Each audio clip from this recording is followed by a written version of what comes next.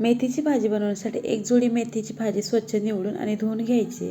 आता एका पॅनमध्ये 2 चमचे तेल गरम केले, त्यामध्ये जिरं घालायचे, हिरवी मिरची आणि लसूण पेस्ट घालायची। ती चांगली परतल्यावर चवीनुसार मीठ घालायचे आणि ते सुद्धा चांगलं परतून घ्यायचे।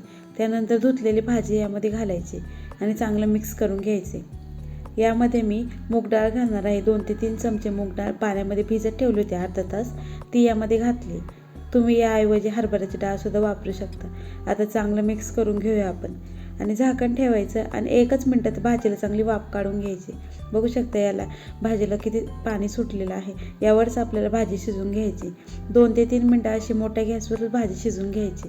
आता त्यानंतर असं जाडसर शेंगदाण्याचं कूट घालायचं यामध्ये आणि पुन्हा 1-2 मिनिटं आपल्याला परतून घ्यायचं। असं मोठ्या गॅसवरच परतून घेतलं ना की भाजी अशी एकदम छान होती। भाजी बनवून तयार झाली। आवडली असेल तर लाईक करा, शेअर करा आणि सबस्क्राईब करा।